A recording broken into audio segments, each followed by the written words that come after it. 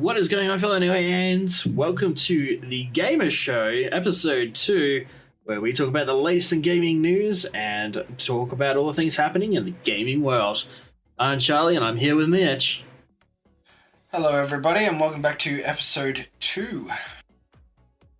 In this week's episode, we're talking about the games that have been nominated for Game of the Year, our own picks for Game of the Year, and we're going to talk about the games we played most of this year. So without further ado, we're going to jump straight on into it. And Mitch, what game have you played most this year?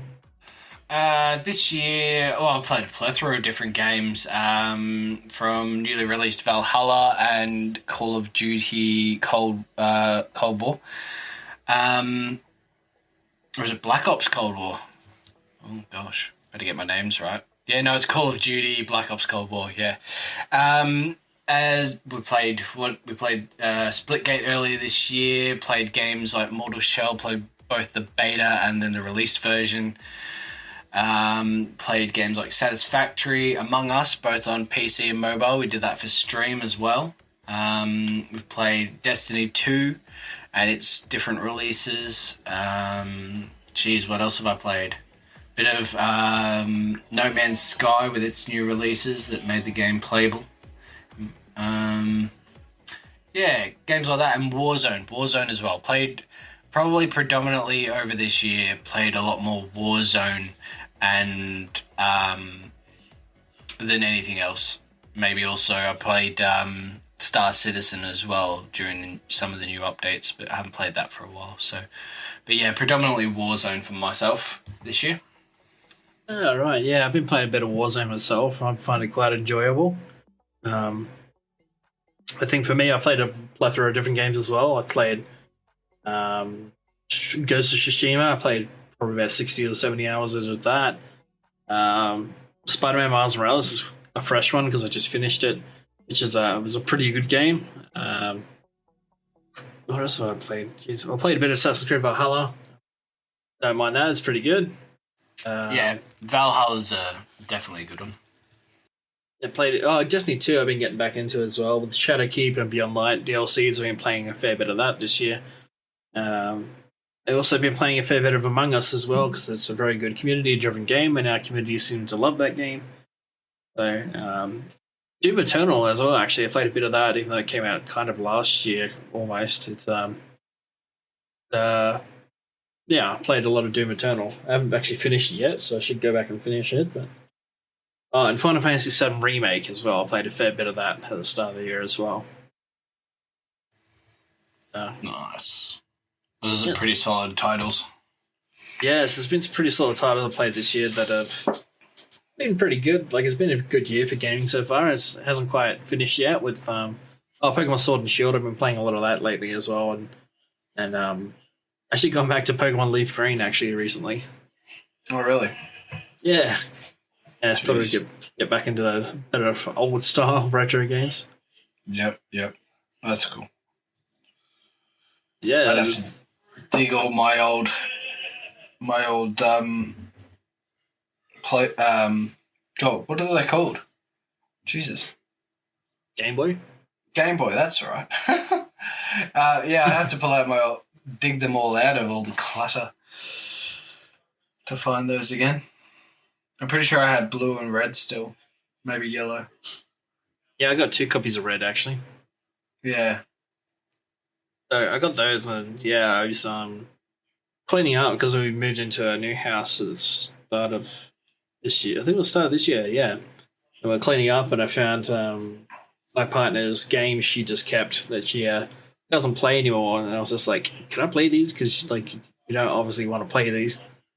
She's like, yeah, no, you can have them. And I was like, hell yeah. So we found Pokemon Leaf Green, and I had Pokemon Ruby and Sapphire and Emerald. Yeah, Ruby and Sapphire were my favorite, I think. Ruby, Sapphire, and Emerald she has. So I was like, play those again. Yeah, Fun fact for you, did you know Ruby and Sapphire actually plays at 60 frames per second? Really? Yeah. It's the first ever Pokemon game to run at 60 frames per second. No joke. I did not know that. That's pretty cool. And then out the other, a few weeks ago, I was like, wow, that's crazy. I didn't believe it, but then they did a test on it and it actually plays at 60 frames per second. Although the weird thing is that Pokemon Emerald doesn't play at 60 frames per second; it plays at 30. Really? No, Joe. I used to have Emerald back in the day as well. I remember. That probably explains so much. Yeah. Actually, it explains why Emerald feels a lot slower than Ruby and Sapphire. Maybe. Yeah. Yeah. Anywho, we might as well move on to the next topic, unless you wanted to talk about more games that you want to play this year. Not really. I'm probably looking forward to Cyberpunk. I think, like, we're having Game of the Year nominations and everything like that. But really, Valhalla's not on the list, like the official list. Cyberpunk's not on the official list. Valhalla's just come out. Assassin's Creed Valhalla, that is, has just come out, and it's a cracking game. I'm loving it. But we've got Cyberpunk to go, and Cyberpunk could really, really throw that whole list into disarray, I think. So it'll be interesting to see whether or not that gets mentions next year. Yeah, presuming that it does come out on the 10th. See, that's the funny thing too, is that Cyberpunk is actually coming out on the same day as the Game Awards, so it's like, that's awkward. Yeah, that's it. But that'll, like, I feel like it would have done really well this year. It'll be interesting to see what else comes out next year comparatively to it. But that's for, I suppose, next year. Not only that, like with the next generation out as well, like we've already got confirmation that God of War 2 Ragnarok's coming out. Got Dying Light 2 might come out, maybe. Been pushed back quite a few times for next year. And there'll probably be another Call of Duty, that's a given. And a Battlefield maybe, but yeah. Yeah, I'm really hoping that there's a new Battlefield. Me too. I'm aching for. I want it to be modern again too. Like, as much as I wanted it to go back to the past, it's now getting to a point where it's like I really miss the modern context, like setting it up like Battlefield 3 was. Yeah, I think story-wise it's going to be hard. Multiplayer, not so hard. Obviously, because everyone just jams whatever multiplayer is going on at the time. But story-wise, it'll be harder going modern because what war have they got to put it to? There isn't one. Unless they make up a story like they do with Call of Duty. But yeah, but that's not Battlefield's genre. That's not Battlefield's thing usually. Like, they have some fantasy, obviously, in them and story tweaking and whatnot, because who knows the real stories in war. But what I would really love is if they did a Battlefield 3 remaster. Like, that'd be so good. Yeah. Yeah, no, I'm 100% with you on that one, actually. I'd play the shit out of Battlefield 3 remaster, 100%. That was amazing. That game was sick.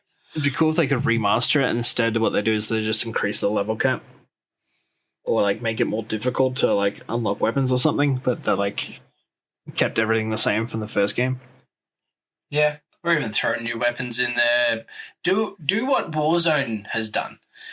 Like, if you look at the numbers of people currently playing the new Cold War game compared to Warzone and everything like that, it kind of shows that we don't really need a COD game every year.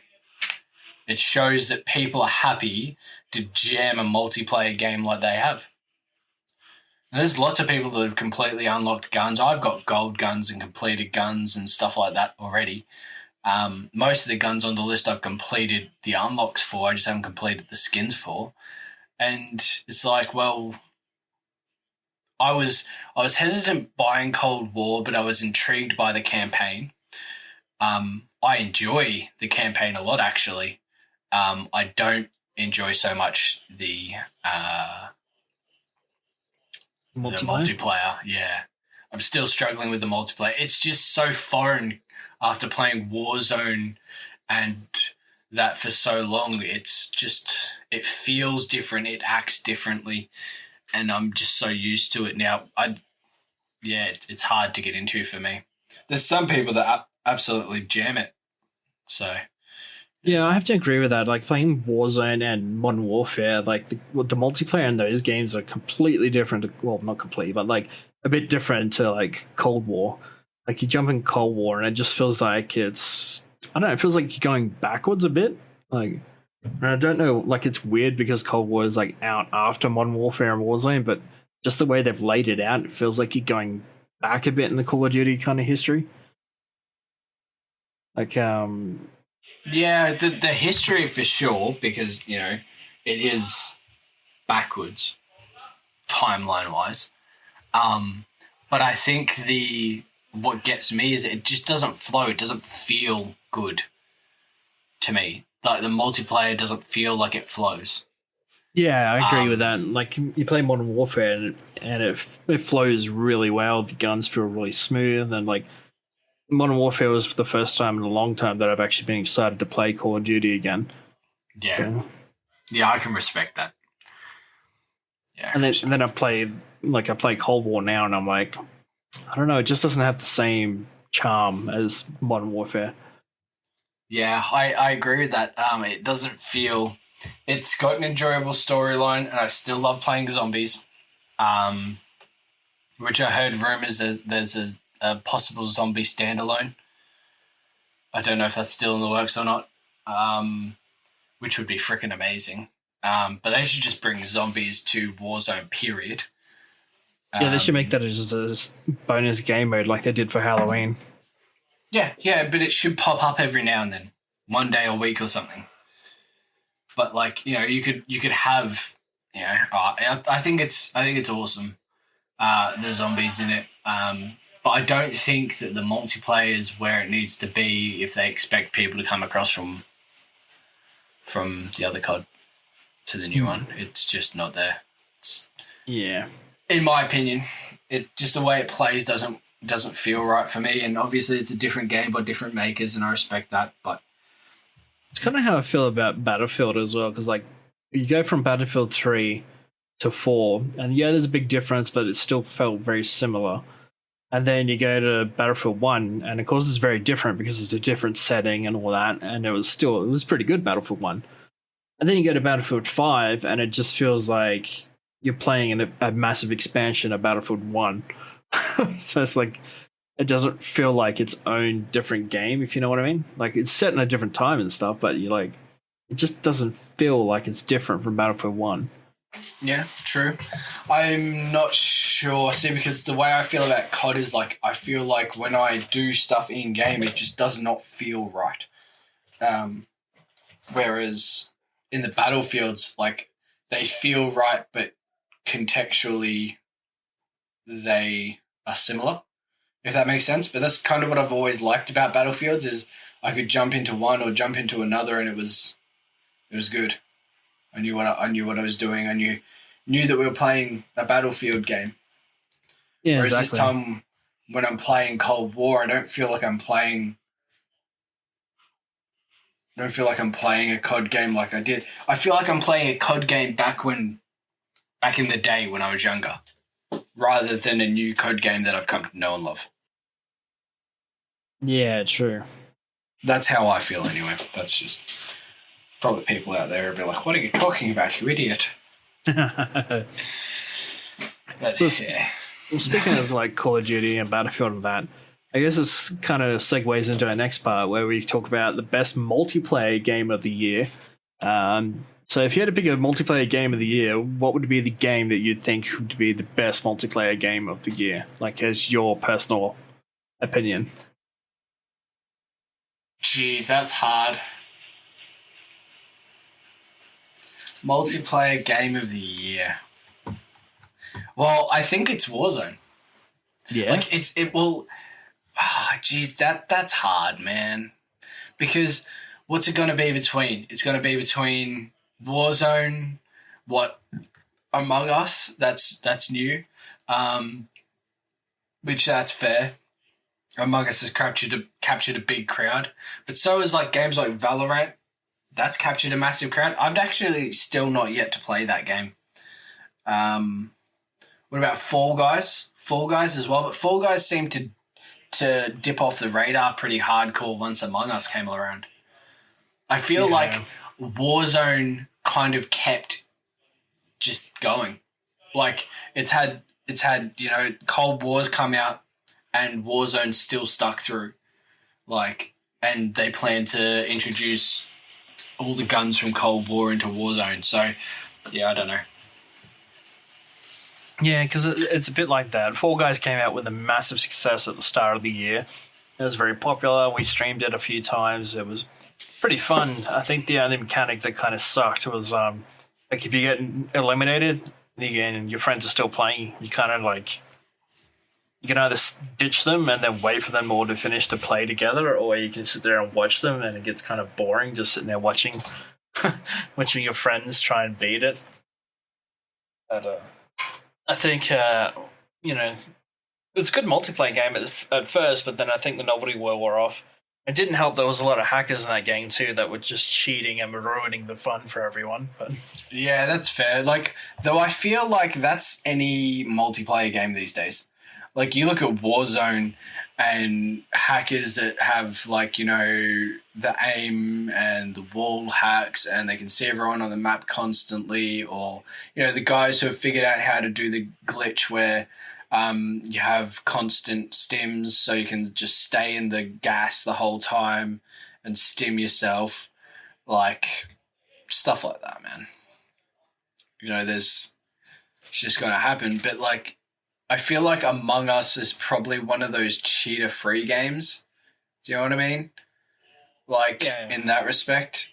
So, I don't know. I've played a few games of Among Us, and there has been a couple cases where there has been hackers in it, where they've just gone in blatantly and just like finished the game because somehow they've triggered the game to like let them kill instantly with no timer. So they've just gone through and just killed as many people as they needed. And actually, yeah, no, I remember seeing some of that kind of stuff. Like, it just seemed like they were killing so quickly.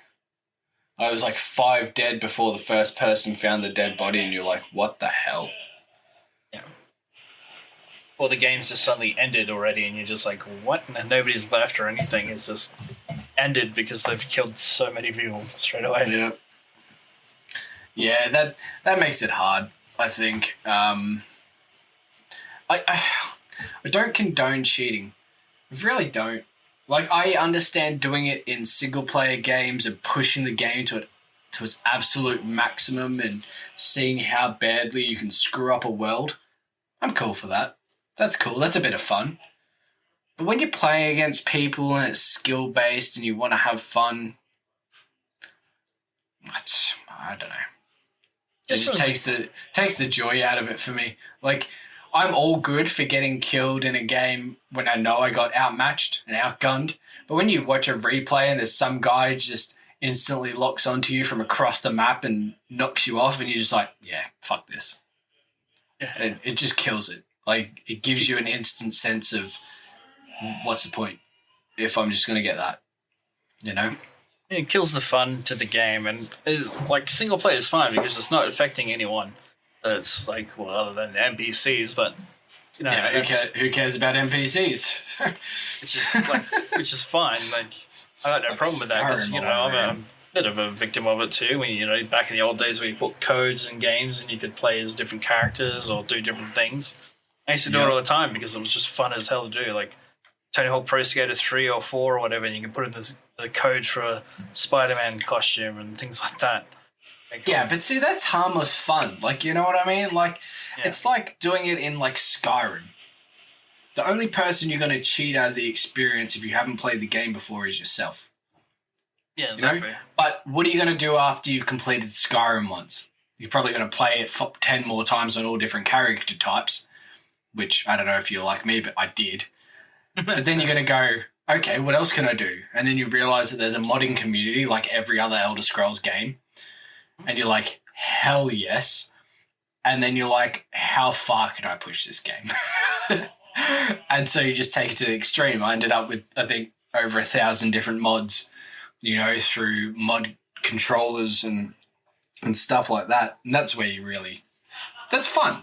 Like, You know, that kind of stuff's fun. Typing in codes and getting stuff. It's like playing Saints Row or I've just blanked. What's that other game that's like Saints Row but not as Grand Theft Auto. Grand Theft Auto, thank you. Like GTA back in the day. Like, you know, you used to put the codes in to make silly things happen and get ridiculous weapons and stuff that you couldn't get in game. Like the modders stuff. So I think that's pretty cool. Yeah, and I think that's the main part of single player is fine, but like when you're playing online, you know, against other people, and then people are just going in there putting hacks on, like in Fall Guys, they had hackers go in there that literally could just go straight up and then swing straight across the finish line. Yeah, I remember that. I saw that one game. This guy jumped over a thing and then he just stayed in the air. And then he was like, I've been busted, and then just ran in the air all the way to the end. I was like, okay. Well, Yeah, this like seems pointless. As soon as it says go, they're just up in the air and boom, straight across the finish line. You're like, It's like, okay, well, that's totally fair. So, like I myself have sat there and been like, I wonder what it would be like on, like, say Warzone, for instance. Like, does it make you feel good to snap shots from across the map knowing that it's not your skill? Like, yeah, it's just an AI. there's got to be something to it. But it's like, why win if you're not good enough to win? Well, that's why I play games, I've only ever won one Warzone. In all the fucking games I've played, I've only won one. Like, and that's fine with me. So I find it more rewarding if you do it without cheating. Like when we played Apex Legends, because we played that a fair bit this year as well. Yeah, we did actually. We did play Apex. Completely forgot about that. Yeah, yeah, completely. I played a lot of Apex Legends, and how good did it feel when we got our first victory, knowing that we got it just by pure skill and not by hacking or anything? Yeah, but it makes you ecstatic. I think I woke up my child who was sleeping. Like, I was absolutely ecstatic, you know? It's a lot of fun. It's far more rewarding by to woke get up my child, I mean yelling and woke up my child. I went into my child's room and woke her up and told her daddy wanted a game. Like, I'm not that sad. I pretty much got in trouble for that too, because my missus pretty much just like, why are you yelling? Shut up. Yeah, I got a text message on my phone that just said, shut up. But it was enjoyable, like, you know? Exactly. Like, I find it's more rewarding to get things legit, like, rather than, you know, cheating your way there. It's the same with, like, you online, you're building your community and stuff. It's a lot better to build the community natural and have people actually watch your stuff and listen to your stuff than it is to, like, pay someone to, like, give you all the views and stuff, but then no one's actually watching it or listening to you. Yeah, I'd rather know that what we're doing is interesting. Yeah. Rather than, you know. But anyway. That's a whole different topic. That is. I think we've summed up multiplayer, but I would choose Warzone. Warzone? Yeah. I think Warzone has just it's done it this year. I feel Apex has dropped off. I feel games like Fortnite have dropped off. I feel like Fall Guys was there at the start of the year, and had it carried through, it probably would have been a good game. But Among Us has kind of chopped off its legs. Valorant, I haven't played it. I've seen a bit of it, but it just doesn't seem to have the player base that Warzone does. So I don't know. For me, that it's Warzone. But saying that, I play a lot of online games that are niche as well, and I love them. But for a AAA rated game, it's going to be Warzone. Yeah, see, I tried to play Valorant earlier this year, and because it had that Vanguard anti-cheat thing on it, as soon as I downloaded it, it pretty much messed up my whole computer.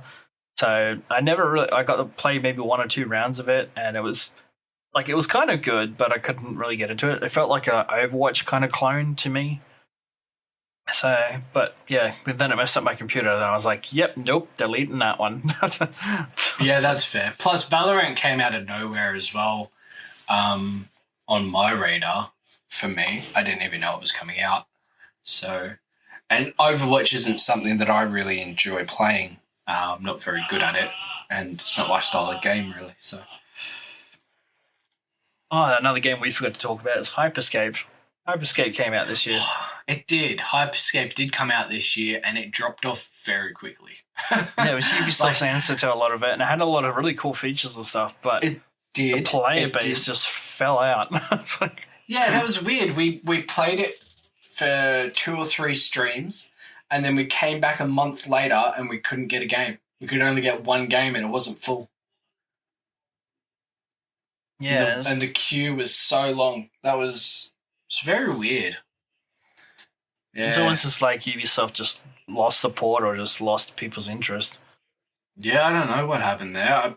They probably did lose people's interest because, other games out.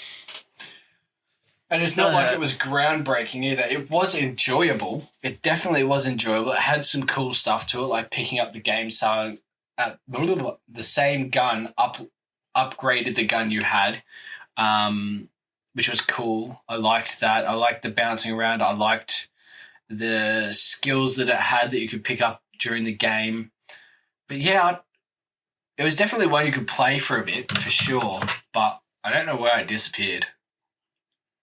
I felt like, for me, Hyperscape, I felt like it was a fast-paced shooter. The map was too huge, and the traversal was like everywhere. So it was very hard to like try and shoot your enemies unless you're being like dead on. And that's where like the gun, like the auto gun kind of thing, where it tracks your target, was very handy. Because it's like every other gun, you're just like, I can barely hit my opponent because they're moving around way too fast. Yeah, that's why I liked things like the mine skill and the exploding gun, whose name I've forgotten, the one that shot like grenades. Yeah, the stuff like that made the game fun, I thought. But yeah, it did drop out. So again, same thing. It had a half-life, much like Fall Guys did. I'm sure there's still Fall Guys people playing Fall Guys and stuff like that. It's just not what it was. Yeah, that's it. So for me, I think my multiplayer game of the year would have to be pretty much Among Us, just because I've had a lot of really good streams with it, and the community seemed to love it. Had some pretty good streams where the community's jumped in there. We've done some really funny things. Like our most recent stream was pretty phenomenal. If you didn't see it, but yeah, I think it's a game that's been very good to unite a lot of people, and it's very accessible for a lot of people as well. Being not just on PC, but also on mobile, on tablet, and things like that. This makes it very easy for everyone to play, and plus it's a very small game. Like it's less than 700 megabytes to download, so it's like, wow. I had some pretty good plays on that stream. To be fair, me and Red managed to vote the exact same person and cause a tie every single time, and we got the win. And then the next game, the other person left, and then you guys voted out the wrong person at my behest, and then I got the last kill. That was perfect. That was great. That was Just seen it last night when, well, at the time of the recording, it was last night because we do streams every Saturday. But anyway, last night people were watching the stream. They were stream sniping, and they were just telling people that I was the imposter. Yeah. So, which sucked. Didn't make the game fun, but the people that were watching it decided to get in on it, and we had these new people that didn't know that I was the imposter. So I was just killing people and venting in front of other people that knew. And they were just like, let me kill everyone. And That's then and then it was down to 3 people, and then it was me, Black, and I think it was Pink. And they're like, so I went into the room and killed Red right in front of Black and admin, and the Pink character just happened to walk into the room just after I jumped into the vent. So it looked like Black was just standing near a body. So then, of course, it got reported, and I was just like, "Oh, Black, that was very sus." And Black's like, "What?" And I ended up voting out Black, and I ended up winning. I was like, "What just happened?" See, that's it. It's about lies, though. Really, that game's just about if you're the killer, it's all just about lies. The imposter. I think that's what makes it fun too, because like everyone understands the rules, they play it, and then it's all about trying to prove your innocence and try to pin it on somebody else, and it just makes it a very interesting gameplay dynamic. Yeah, it does. It does. And I can understand why you would say Among Us for sure. Yeah, it's a pretty good pick. So. Definitely. But speaking of picks, the Game Awards coming up on December 10th. Also the same release date as Cyberpunk, but anyway, they have announced their nominees for the Game of the Year awards, and our nominees are a bit of a interesting mix this year. Just going to the Game Awards page, I'm just scrolling through it. I've got it here. So Game of the Year, so the actual the Game Awards website has Doom Eternal, Final Fantasy VII Remake, Ghosts of Tsushima, Hades, Animal Crossing New Horizons, and The Last of Us Part 2. So on that basis, I don't know. Felt like I was going somewhere, but I ended up going nowhere. Yeah, it's hard this year because games I've been so pumped for getting aren't on the list. Do you know what I mean? I think that's... Yeah, no, I totally get it. Like, there's a few games in there that I was like, I don't know how that didn't end up on the list. Yeah. It's definitely... whether they're just too new or like Cyberpunk, our hopes are there that it is this quality, that it gets Game of the Year. But it's like, it's not going to happen this year because it's not coming out in time. So, I don't know. Like, out of all of them, Doom Eternal was good, but again, it wasn't everyone's vice. Animal Crossing, I don't know why it's there. Maybe it had huge downloads or purchases or something. Final Fantasy VII Remake, I wouldn't have said that. Ghost of Tsushima, I haven't played it, but I heard it's very highly rated. I've seen the artwork and the in-game play, and it looks phenomenal. So from an artwork side, it looks better in-game than most games I've seen. Hades, I wouldn't vote that game. But, and then there's Last of Us Part 2. And I thought it was good. It wasn't Last of Us Part 1, obviously, or Last of Us. But still, it's good, in my opinion. So, I don't know. My vote would probably go out of that list to Last of Us Part 2 because out of the games I've played on that list, that would be it. Yeah. And that's why I think it's very interesting. Like, Doom Eternal, I played it. It's a great game. I wouldn't give it Game of the Year, though, but I think it's a great game. Yeah, 100%. I agree with that. Definitely one of the most solid entries in the Doom franchise we've ever had. In fact, I think it's... Yeah, 100%. I honestly think it's probably the best Doom game that we've had so far, other than Doom 95, because Doom 95 was the shit. Or Doom 2 was the best one. In its time. For its time, yeah. Yeah. Well, there was Morrowind, but that came out after, I think. Yeah, no, Doom... I just mean out of the Doom franchise, probably the better ones. Sorry, I'm going. Yeah, go ahead. I'm not talking about all the games that came out at the same time. Jeez, let's not. That's a big list. Retro. We should do that for another podcast. But anyway, Final Fantasy VII Remake, beautiful game, good story. They kept really faithful to the original game. Loved it. It felt very much like you're playing Advent Children, which was really good. They changed some of the story dynamics though, and I know that kind of created a little bit of controversy for the diehard Final Fantasy fans because they've changed a bit of the storyline and the plot point towards the end of the game. I'm not going to spoil it, but if you've played the game, you know what I'm talking about. So yeah, I guess that's kind of why they made an exception because it is a remake, but they've also changed the story. So there's supposed to be a part 2 next year, well, either next year or a couple of years later. So it'll be interesting where they take that. Ghost of Tsushima, I played the absolute crap out of. I did probably about 40 to 60 hours of it. I got every upgrade, got every skin. I played it. It's a fantastic game. Like, it's probably one of the best games I've played in the last few years. Honestly, that's how I feel about the game. Not only is it beautifully stunning, the gameplay is phenomenal. The art style is really good. The story is fantastic. That to me, that definitely deserves to be up there as Game of the Year nominee. Hades, I haven't actually played, but it's from the guys who did Bastion, which Bastion was a pretty good game. So I'd imagine it's probably somewhere along the same kind of plot point as Bastion a little bit.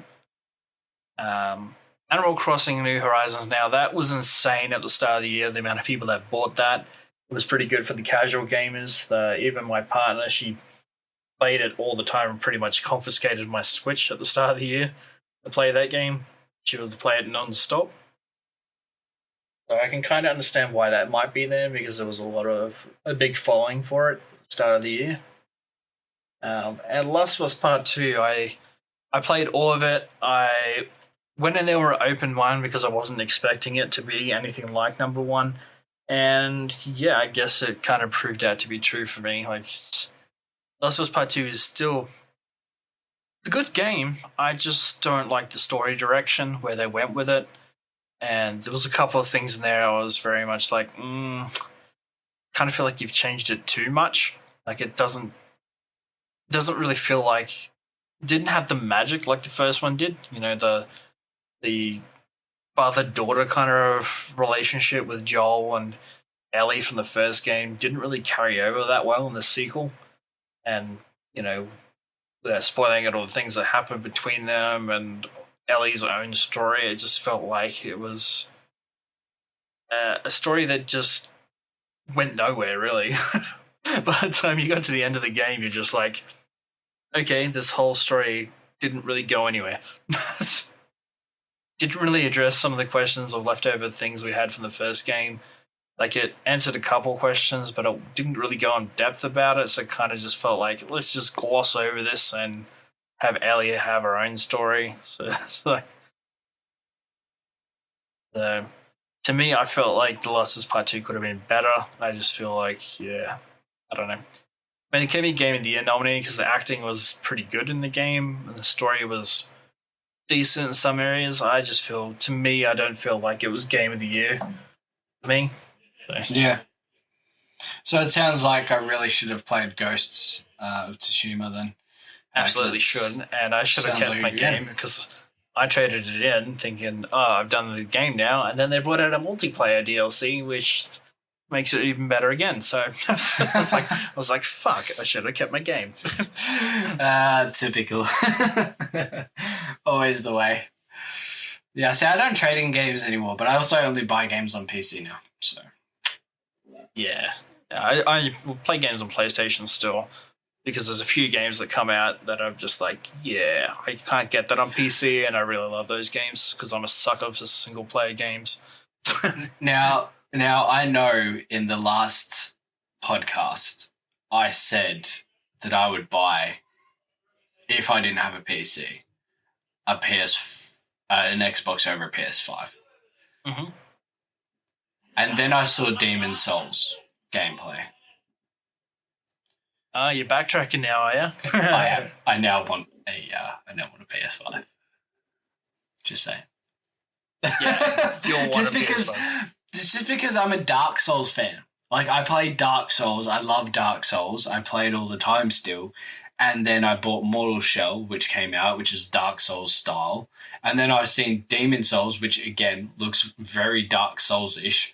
And I'm like, wonderful. I'm missing out. Demon Souls started the Dark Souls series. Yeah, that's the point. Yeah. Like, you know what I mean? Mm-hmm. So now I'm like, I need it. And well, that's why having a PS5 as well has been phenomenal. Like, there's pretty much no load times on PS5. It's insane. That's nice, Mr. Mr. PS5 guy. Probably still going to buy a PS5 for ages yet, just because, the way the world is, but... Because I tested it out and I downloaded Destiny 2 onto it because I was like, okay, well, I heard it's a little bit quicker playing PS4 games on PS5. So I downloaded Destiny 2 and I was like, holy shit, the load times are practically non-existent, even with PS4 games. That's no joke, because Destiny 2's load times can sometimes be ridiculous. Well, on PC and that, it takes freaking forever. You play on PS5 and it's like you glance at your phone, you look up, and it's like, oh shit, I'm in. So, Yeah, no shit. That's pretty cool. So you're going Ghost of Tsushima, and because I haven't played it, I'm actually going to say Last of Us Part 2 for me. yeah, absolutely. Like, Ghost I of liked Tsushima. Final Fantasy VII. I did. I liked the remake. But I don't know. It just wasn't... I don't know. I liked Final Fantasy VII Remake too, but I don't see it as a Game of the Year nomination, and that's why I feel a bit awkward about it being nominated, because I'm like, yeah, it was a great game, but I wouldn't put it in Game of the Year category. But I feel like that all the games that we've waited for so long got pushed back because of, the state of the world and COVID and everything like that, Yeah, we that ended is up true. getting a very sparse selection. Like, decent games, but not game-breaking games. You know what I mean? True. Groundbreaking games, rather. But, like, at the same time, we're gonna get Cyberpunk when these awards go live. When the actual award ceremony happens. But I don't expect Cyberpunk to change gaming or have some feature in it that will change gaming. I just think it's going to be just another great game like The Witcher. Like an absolutely phenomenal storytelling game that has great mechanics in it, but I don't think it'll be a game-breaking game. Like, I don't think it's going to break new ground in any way. Yeah, I have to agree with you. Like, I think it's just going to be the best parts of things that we love. Like, they've polished and refined all the features that we love and know in games and made them the best that they can be, and that's going to create an awesome game. But I don't think they're going to throw something in there that's going to be like, oh shit, we've never seen this before. You know what I mean? yeah, for sure. Like, I totally agree with you. Like, it's I think Cyberpunk's definitely going to be a one game to look out for, and like, it's adding some pretty cool features. And if it's anything like CD Projekt X's previous games, like Witcher and that, where they put in a ton of content and DLCs and stuff, which are usually free, or if they're not free, they're adding basically a whole new part of the game. I think it's going to be a game that's a lot of people are going to be playing for quite some time, like a very long time. Kind of like The Witcher 3, where people are still playing Witcher 3. Oh, yeah. The Witcher 3 was amazing. So and that came out in, 2013 or something? yeah, and I really do hope, I have my hopes well up for it, which I hate doing because, games seem to let us down a lot. But it's one of those, it's like they proved themselves with The Witcher 3, and if it's as good as The Witcher 3 or better, I'm going to be happy. Like, I'm going to be stoked. So, Yeah. Well, speaking of expectations for games and stuff, I figured we would just do something a little bit extra fun. And we talk about our pick for Game of the Year that isn't on the list for Game Awards. So the games that are on the list for the Game of the Year awards, they've been excluded. So now you have to pick any game that came out this year. What would be your pick and why? Valhalla. Assassin's Creed Valhalla? Oh, I joke you not, I've been playing 12-hour sessions since I downloaded Jesus. it. I've been playing Because- a bit on the stream, but I haven't actually had a chance to fully dive into it yet. Oh, no, I've been playing 12-hour sessions. I've completed full areas, including all their side quests and mysteries, and, like, the only things I haven't collected is because I haven't progressed in the main storyline far enough to unlock the doors that they're hidden behind. Like, and I'm not even very far into the main storyline. I've just been jamming the hell out of it, and I gotta tell you, it has me sitting there laughing. It has me intrigued in its storyline. It has me just enveloped and enjoying, which I haven't for a long time with an Assassin's Creed felt so enveloped and enjoying the storyline as much as this. There's definitely things that I feel like have been skipped over in the game, and I feel like some higher ups might have been like, that was a cool idea when we first thought of it, now we're going to put a blanket over that. And it kind of shows in parts of the game, but 100% my vote, if it was on the list, would be Assassin's Creed Valhalla.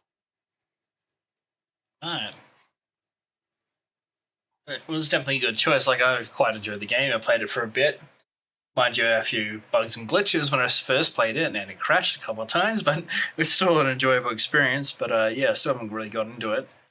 That's fair. I've only had one glitch, and they were stuck in, when you first get to England, they're stuck in the mead hall. But then the fix for that is exit back to the main menu, throw your graphics straight up to ultra, and then play it through again, which was completely fine during the cutscene. But then after the cutscene, because it kind of continue, like the cutscenes kind of just like flow on for a little while, back to back, and my computer was hating it. It was like watching a stop motion. I was like, oh God, I need a new graphics card. But still, that was the only one I found. Everything else has been fine for me, so I have been enjoying it a lot. Yeah, well, I guess my pick for the Game of the Year, like, even though Ghost of Tsushima is not, like, is on the list, I'd have to pick a different game. But I would have to say probably Spider-Man Miles Morales. Like, I know you don't like Spider-Man, Mitch, but I played the shit out of it. I found every collectible. I went through every part of the story. The soundtrack is like killer. The villain story is like fantastic. Little nods to Peter Parker's story. It's been tied in very well, and it really doesn't feel like it's a standalone. Well, it does feel like a standalone game, but it doesn't feel like it's like separate from the Spider-Man universe, if that makes sense.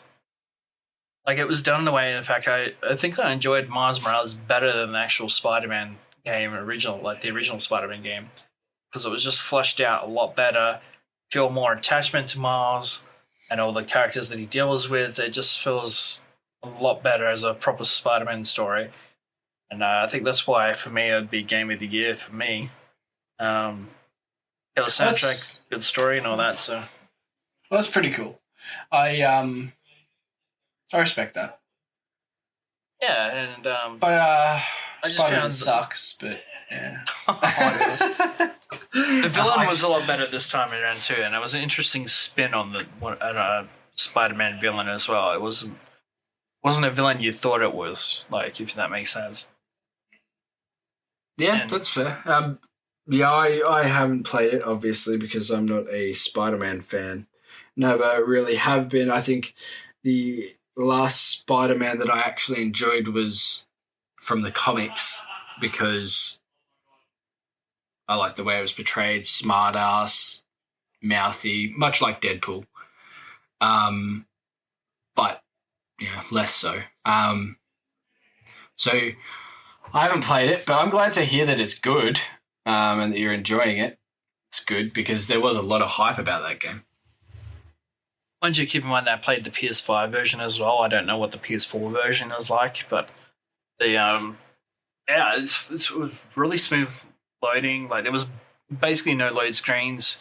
The story is done really well. Like, it literally just felt like you were playing a one big long movie, and the fighting style was great.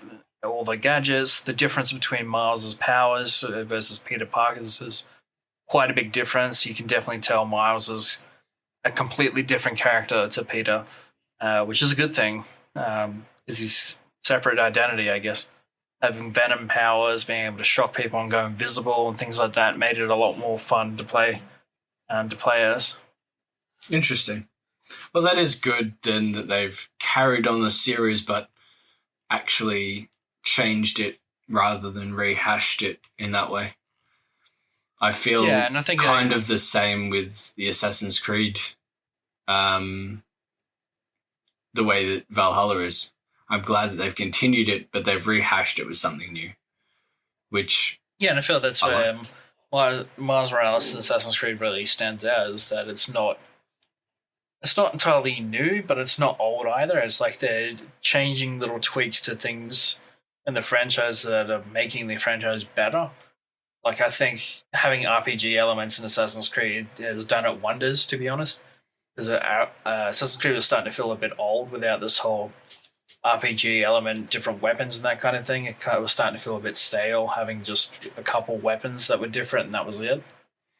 Yeah, well, in this one, even then, the gear and everything is not as big. It kind of feels like, to be honest with you, it feels like a Witcher. Or it feels like The Witcher 3, but less so. It kind of feels like a realistic Witcher game, just set in like Norway and England, like without the fantasy. You know, it's when you get into England and you start running around and you're doing all these mystery things and you're doing fighting and the games, Orlog and things like that. It kind of, and the way that you pick up gear and you upgrade the gear rather than picking up like millions of different items and stuff like that. I was like, it's very a Witcher style, select your skill slots kind of thing. I was like, I like it. It's not on par with Witcher 3 for me in any way, but it's definitely a bloody good addition to the Assassin's Creed franchise. So that's why I'm kind of looking forward to the Prince of Persia remake that's coming out next year. Oh, yeah, boy. And you know I'm going to be all over that. Yeah, 100. 100. That game's going to get a workout, I think. I just hope it's good. Look forward Like, to it better be good. Yeah. I'll be pissed if it's not great. I'm probably going to do the same thing I did with Assassin's Creed, though. I didn't purchase it pre-order. I didn't purchase it when it came to release. I waited until it had been out for 2 weeks just to see what it was like, watched a couple of reviews, and then went, yeah, that looks like my style of game. That looks like what I was hoping for, and then buy it. I'm finding it's hard for me to justify spending, between $150 to $80 to buy a brand new game when there's been a lot of letdowns lately in the gaming area. Yeah, I totally agree with you, and I'm finding the same too. Like, I'm willing to actually wait for games now rather than buy it at launch. Unless they're, like, really keen on it. Like Spider-Man, I'm all over because I love Spider-Man. But other games like Call of Duty, Black Ops, Cold War, and things like that, I waited a bit as well. That and I had perks and stuff, but there's a lot of games that have come out where I'm like, I can't really justify spending $80 or something on that. I might wait for it to go on sale because I can wait. I'll try and finish something else in the meantime. So, and saying that though, with the rise of like Xbox Game Pass and streaming services like Uplay Plus and that, it's finding it really hard to justify buying a single game. But you can get a subscription, pay $20, and you get the ultimate version.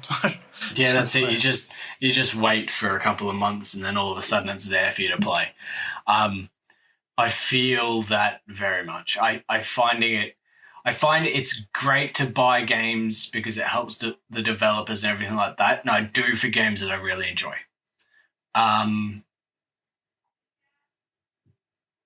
But it's hard to buy them pre now. Like, Yeah. it's hard to buy a game. Like, the amount of games I've pre-ordered and finally got and been like, what the hell is this? What is this? But I suppose that's also hope and expectation added on top of when you pre-order. So there's a bit of hit and miss, I suppose.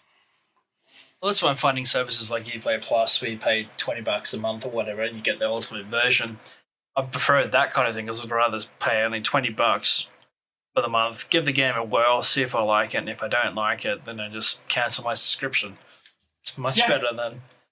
I've only sunk $20 on the Ultimate Edition that would have cost me like $140 to buy, and then I would have been stuck with an Ultimate Edition that I didn't really like. Traded in, and I've still lost money even with the trade-in. Yeah, well, yeah, 100%.